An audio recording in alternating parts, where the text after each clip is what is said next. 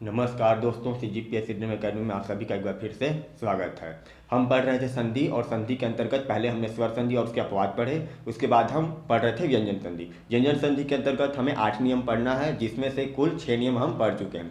कौन कौन से नियम हम पढ़ चुके हैं? तो जश्त्व नियम, चरत्व नियम, अनुनासिक व्यंजन संधि का नियम, च का आगम नियम, मूर्धन्य संधि का नियम और ड़ की संधि, ये 6 नियम हम पढ़ चुके हैं। और हमारे अंतिम 2 नियम बचे हुए हैं, जिसे अब हम पढ़ने वाले हैं। तो चलिए देखते हैं कौन कौन से हमारे आज के नियम। तो देखिए, कुल 2 नियम पढ़ना है हमें, जिसमें से हमारा पहला नियम है अहन की संधि का नियम। अब ये क्या होता है अहन की संधि? तो देखिए, जैसा कि नाम से मालूम पड़ रहा है कि अहन की संधि मतलब जो शब्द आप देख रहे हैं अहन, इसकी संधि किस वर्ण से होगी तो क्या होगा, उसके अनुसार इसका नियम बना है। तो पहला है कि अगर अहन का मेल हो जाए र वर्ण से, तो क्या होता है, जो अहन शब्द है वो परिवर्तित हो जाता है अहो में। क्या हो जाता है? अहो। और अगर र के अलावा अगर किसी अन्य वर्ण से इसका मेल हो जाए तब क्या होगा?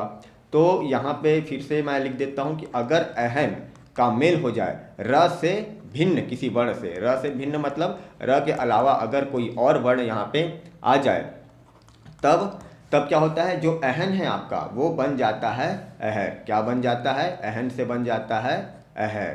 तो ये होता है आपकी अहन की संधि का नियम। क्या है कि अगर अहन के बाद में र आ जाए तो अहन का अहो हो जाता है, और अगर अहन के बाद में र से भिन्न कोई वर्ण आ जाए तो अहर हो जाता है। तो ये 2 नियम आपको पता रखने हैं। यह है अहन की संधि। अब किस तरीके से होगा तो इसको समझते हैं, यहाँ पे उदाहरण के द्वारा ज़्यादा अच्छे से समझ में आएगा। तो देखिए, अहन धन रश्मि। तो देखिए, यहाँ पे हमने देखा कि अगर अहन के बाद में र वर्ण आए तो क्या हो जाएगा? अहन का अहो हो जाएगा।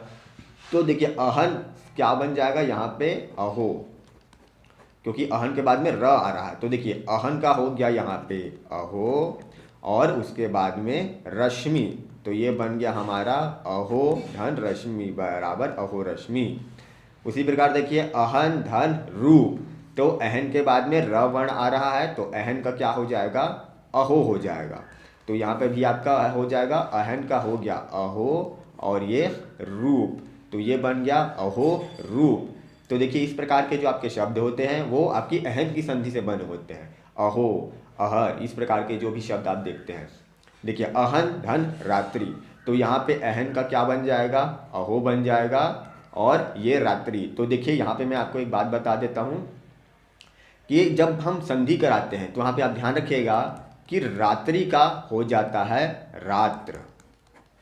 उसी प्रकार निशा, निशा का हो जाता है आपका निश, निशा से निश शेष बचता है। और अक्षी, तो अक्षी का शेष बचता है आपका अक्ष। तो ये 3 आपको याद रखने हैं कि रात्रि से रात होता है, निशा से निश बन जाता है, और अक्षी से अक्ष बन जाता है। तो यहाँ पे देखिए, यहाँ पे लिखा है अहन धन रात्रि, तो ये हो सकता था कि अहो रात्रि, लेकिन यहाँ पे अहो रात्रि नहीं हो जाता, अहो रात्र हो जाता है। क्यों? क्योंकि रात्रि से रात्र शेष बचता है, ई की मात्रा वहाँ पे हट जाएगी। उसी प्रकार अगर यहाँ पे निशा होता तो निशा से निश बन जाता, अक्षी का अक्ष बन जाता। ठीक इस प्रकार होता है। अहन धन मुख, देखिए ये तो हो गया कि अहन के बाद अगर र वर्ण आए तो यहाँ पे हमने देखा कि वो अहो बन गया। यहाँ देखिए, अगर अहन के बाद में र से भिन्न वर्ण आ रहा है, तो देखिए भिन्न वर्ण आ रहा है, म आ रहा है, तो अहन का क्या हो जाएगा? अहर बन जाएगा।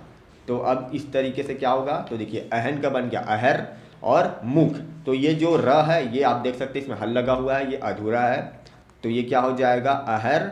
तो जो र है वो क्या हो जाएगा? म के ऊपर चला जाएगा, तो ये हो गया अहर मुख। उसी प्रकार अहन धन भाव, तो अहन से क्या बन गया? अहर बन गया, तो ये हमारा बन गया अहर, और र कहाँ चला जाएगा? भ के ऊपर, तो ये बन गया हमारा अहर भाव। उसी प्रकार देखिए, अहन धन निशा, तो अहन का बन गया अहर और निशा, तो देखिए निशा का निशेष बचता है, तो ये हमारा हो जाएगा अहन का बन गया अहर, और ये निशा का निश, तो ये हो गया अहर निश। क्या बन गया? अहर निश। तो ये होता है हमारी अहन की संधि का नियम। इस चीज़ को आप ध्यान से देखेंगे क्योंकि ये बहुत ही महत्वपूर्ण बात है, कई लोगों को ये बात नहीं पता होती।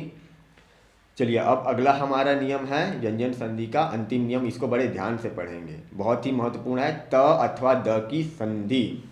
देखिए, त अथवा संधि का नियम क्या है कि अगर त या फिर द वर्ण का मेल हो जाए, किससे किससे मेल होगा, तो देखिए अगर इसका मेल हो जाए च अथवा छ से, ज अथवा झ से, या फिर ट से, या फिर ड ल श अथवा ह से, अगर त अथवा द का मेल इन वर्णों में से किसी भी मेल वर्ण से मेल हो जाता है तो वहाँ पे जो त या फिर द आपका जो भी यहाँ पे वर्ण रहेगा ये परिवर्तित हो जाएगा। अब ये किसमें परिवर्तित होगा, तो त या द का मेल अगर च या छ से हो जाएगा तो जो त या द है वो च बन जाएगा।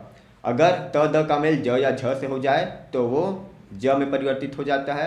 अगर त अथवा द का मेल ट से हो जाए तो वो ट में परिवर्तित हो जाएगा। त अथवा द का मेल अगर ड से हो जाए तो वो ड में परिवर्तित हो जाएगा। ल से मेल होने पे ल में परिवर्तित हो जाएगा। अगर श से मेल हो जाए, देखिए त अथवा द का मेल अगर श से हो जाए तो त अथवा द तो च में परिवर्तित हो जाएगा और जो श है वो आपका छ में परिवर्तित हो जाएगा, तो ये आधा च और ये छ बन जाएगा। अगर त अथवा द का मेल ह से हो जाए तो त अथवा द जो है वो आपका द बन जाएगा और जो ह है वो ध बन जाएगा, तो ये हो जाएगा इस तरीके से।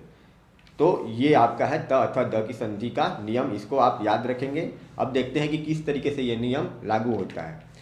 तो उदाहरण के द्वारा हम इस बात को समझते हैं। देखिए पहला हम देखते हैं कि त अथवा द का मेल अगर च अथवा छ से हो रहा है तो हमने क्या पढ़ा कि ये जो त अथवा द है ये च में परिवर्तित हो जाएगा। कैसे, तो देखिए उत के बाद देखिए त का मेल हो रहा है च से, तो ये त क्या बन जाएगा, ये च बन जाएगा। तो ये उत से हो जाएगा उच्च और ये चारण, तो ये उत धन चारण बराबर बन गया उच्चारण। शरत धन चंद्र, तो देखिए शरद, अब देखिए त अथवा द का मेल च या छ से हो जाए तो ये द च से मेल हो रहा है, तो जो द है वो क्या बन जाएगा, च बन जाएगा।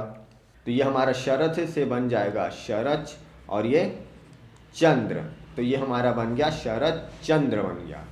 उत धन छिन्न, देखिए ये उत है तो त का मेल छ से हो रहा है तो जो त च में परिवर्तित हो जाएगा तो उत से हो जाएगा उच्च और ये छिन्न, तो ये हमारा बन जाएगा उच्छिन्न। तो ये हो गया हमारा त अथवा द की संधि का ये वाला नियम कि अगर त अथवा द का मेल च या छ से हो तो त द च में परिवर्तित हो जाता है। अगला है हमारा कि त अथवा द का मेल हम देखते हैं अब ज अथवा झ से, तो क्या होगा, अगर ज या झ से होगा तो ये ज बन जाएगा हमारा। तो देखिए सत धन जन, त का मेल किससे हो रहा है, ज से हो रहा है, तो त से क्या बन जाएगा, वो ज बन जाएगा। तो ये सत का हो गया हमारा सज और ये जन, तो ये हमारा बन गया सज्जन। विपत धन जाल, देखिए विपत त का मेल ज से हो रहा है तो ये ज में परिवर्तित हो जाएगा, तो ये क्या बन जाएगा, ये हमारा विपत से बन गया विपज और ये जाल, तो ये बन गया विपत जाल।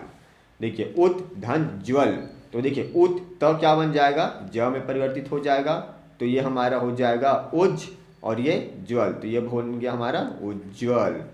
ये इस तरीके से उज्ज्वल लिखा जाता है, वर्तनी में यह आता है, अक्सर पूछा जाता है। चलिए अगला देख लेते हैं कि अब त अथवा द की संधि अगर ट से हो जाए तो हमने क्या पढ़ा कि त या द जो है वो ट में परिवर्तित हो जाएगा। तो देखिए बृहत धन टीका, तो ये त का मेल ट से हो रहा है तो ये भी ट बन जाएगा, तो ये बृहत से बन जाएगा बृहत और ये टीका, तो ये हो गया आपका इस तरीके से बृहत टीका, बृहत टीका। इसको इस तरीके से भी लिख सकते हैं बृहत टीका, ये ट के नीचे ट इस तरीके से मिला के भी लिखा जाता है। तत् धन टीका, तो देखिए त का क्या बन जाएगा, ट बन जाएगा, तो ये हो गया तट धन टीका, तो ये हो गया हमारा तट टीका, क्या हो गया तट टीका। ये इसको इस तरीके से भी लिख सकते हैं, ये तट टीका, ठीक। बृहत धन टंकार, तो त से ये ट बन गया, तो ये बृहत से बन गया बृहत, है ना, बृहत और ये टंकार, तो ये हमारा बन गया बृहत टंकार। अब इसको आप इस तरीके से भी लिख सकते हैं कि बृहत टंकार, ये ठीक है। तो ये हमारा हो गया त अथवा द की संधि का ये तीसरा कि अगर त अथवा द का मेल ट से हो जाए। देखिए त अथवा द का मेल अगर ड से हो जाए तो ये ड बन जाता है। इसका नहीं कौन कौन सा उदाहरण देखते हैं, तो देखिए उत धन डयन, तो ये जो त है वो ड बन गया, तो ये हमारा उत धन डयन से बन जाएगा उड और ये डयन, ये क्या हो गया उड्डयन। अब ये इसको भी आप इस तरीके से लिख सकते हैं, ये देखिए उड्डयन, है ना, ये इस तरीके से उत धन डीन, तो ये क्या बन जाएगा, त से बन जाएगा हमारा ड, तो ये क्या हो जाएगा, ये हो जाएगा उड्डीन। इस तरीके से वृहत धन डमरू, अब त को हम क्या करेंगे यहाँ पे, फिर से ड बन जाएगा, तो ये हो जाएगा वृहद डमरू। क्या बन जाएगा, वृहद डमरू। ठीक, तो ये हो गया हमारा। अगला फिर से देख लेते हैं कि त या द का मेल अगर ल से हो तो क्या बन जाएगा, ये ल बन जाएगा। इसका देखिए उदाहरण, तो उत धन लास, तो ये त का क्या हो गया, ल बन गया, तो ये हो गया उल, और ये लास, ये बन गया उल्लास। तत् धन लीन, त के बाद ल आ रहा है तो ये भी ल बन गया, तो ये तत् से बन गया तल, और ये लीन, तो ये क्या बन गया हमारा, तल्लीन। विद्युत धन लेख, यहाँ पे भी देखिए, यहाँ पे त का ल बन जाएगा, तो ये विद्युत क्या हो जाएगा, विद्युल, क्या बन जाएगा, विद्युल, और ये लेख, तो ये बन गया विद्युल लेख, तो ये भी हमारा हो गया। अगला देखिए, त या द का मेल अगर श से हो जाए, तो हमने क्या पढ़ा कि अगर त या द का मेल अगर श से हो जाता है तो ये त अथवा द, ये क्या बन जाएगा, ये च बन जाएगा, और ये जो श है ये क्या बन जाएगा, ये छ बन जाएगा। ध्यान रखिए, जो च है वो देखिए इसमें हलंत लगा हुआ है, आधा च है, और ये छ पूरा है। तो देखिए शरद धन शशि, तो देखिए त अथवा द का मेल किससे हो रहा है, श से हो रहा है, तो ये त द क्या बन गया यहाँ पे, ये बन गया हमारा च, और ये श जो है ये क्या बन जाएगा, ये छ बन जाएगा, ये पूरा छ है, शरच, और ये जो शस का हो गया छ, और ये शी, तो ये क्या बन गया, शरद छशी बन गया। ठीक, उत धन श्वास, तो ये क्या बन गया, देखिए त से बन गया हमारा च, और ये श है तो श किसमें परिवर्तित हो जाता है, छ में परिवर्तित हो जाता है। अब देखिए आधा श है तो ये आधा छ में परिवर्तित होगा, तो ये क्या बन जाएगा, उत का बन गया उच्च, और ये छ, आधा श था इसलिए आधा छ बना, तो ये आधा छ, और ये वास, तो उच्च वास बन गया। उत धन श्रृंखल, अब देखिए उत त का मेल हो रहा है, यहाँ पे भी श से, देखिए श्री लिखा हुआ है लेकिन श्री कैसे बनता है, श में री लगा देने पे श्री बनता है, तो यहाँ पे भी श है, तो देखिए त से तो हमारा ये च बन गया, और ये जो श है हमारा, श का बन गया हमारा छ, और ये उसमें री की मात्रा हम लगा सकते हैं क्योंकि इसमें यहाँ पे श में री की मात्रा लगा हुआ है, तो यहाँ पे देखिए उत का बन गया उच्च, और ये श से छ बन गया, तो ये छ, और उसमें री की मात्रा है तो उच्छृंग, और ये खल, तो ये बन गया उत धन श्रृंखल बराबर उच्छृंखल। अब देखिए ये उदाहरण, श्रीमद शरत चंद्र, तो यहाँ पे देखिए श्रीमद, देखिए अब ये त का मेल हो रहा है यहाँ पे श से, तो त का तो च बन गया हमारा, जो श था वो क्या बन गया हमारा, छ बन गया, और ये जो त था फिर से यहाँ पे देखिए इसका मेल च से हो रहा है, तो त का मेल जब च से होता है तब क्या बनता है, तो जो त है वो क्या बन जाता है, ये च बन जाता है। तो ये देखिए श्रीमद का हो गया हमारा श्रीमच्छ, उसके बाद ये छ, जो श था वो छ बन चुका है, उसके बाद ये र, उसके बाद ये जो त था वो क्या बन चुका है, ये च बन चुका है, और ये चंद्र, तो ये क्या बन गया, ये बन गया श्री मच्छर चंद्र, क्या बन गया, श्री मच्छर चंद्र। इस तरीके से तो देख सकते हैं आप, यहाँ पे दो से अधिक शब्द भी कभी कभी क्या होते हैं, यहाँ पे मेल होते हैं। तो ये था हमारा त अथवा द का मेल जब श से हो। अब देखिए त या द का मेल अब ह से हो, तब हमने क्या पढ़ा कि त अथवा द का मेल जब ह से होता है तो ये त या द है ये क्या बन जाता है, ये द बन जाता है, और ये जो ह है ये क्या बन जाता है, ध बन जाता है। तो ये देखिए उत धन हरण, तो त का मेल ह से हुआ, तो जो त है त तो क्या बन जाएगा, द बन जाएगा, और जो ह है वो ध बन जाएगा।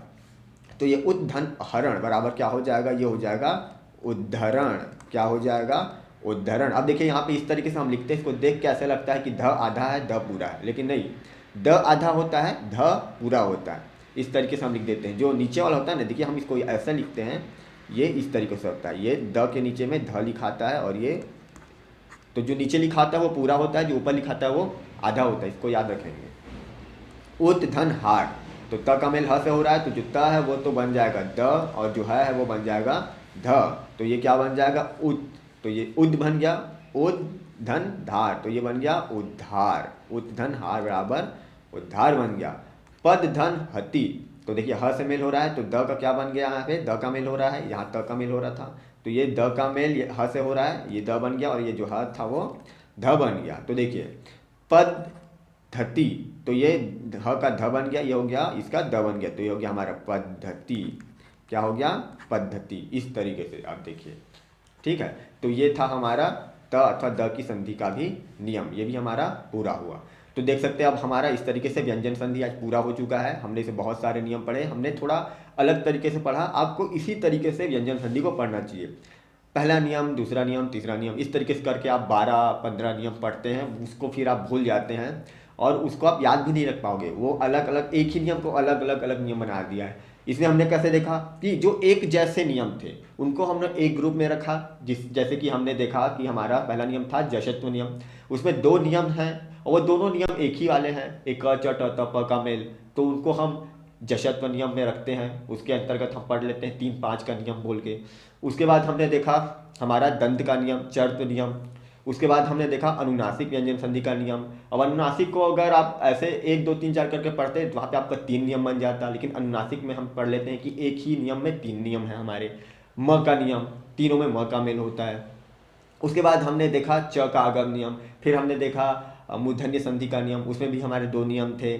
उसके बाद हमने देखा ड़ की संधि और फिर हमने देखा अहन की संधि, फिर हमने देखा त अथवा द की संधि। तो त अथवा द में भी हम देख सकते हैं कुल 7 नियम थे। अब देखिए इसको आप कैसे पढ़ते, अलग अलग 7 नियम बना के पढ़ते, फिर वहाँ पे कन्फ्यूज़न हो जाता है। तो इसलिए हम इसको जिस तरीके से मैंने बताया आपको उसी तरीके से इसको पढ़ना है। कुल 8 नियम है हमारा यहाँ पे, और इसी तरीके से आप पढ़ाई करेंगे तब आपको याद रहेगा, वरना आप भूल जाएंगे। तो ठीक है दोस्तों, आज के लिए इतना ही। हम मिलते हैं अपने अगले वीडियो में, तब तक के लिए पढ़ते रहिए, सीखते रहिए। धन्यवाद।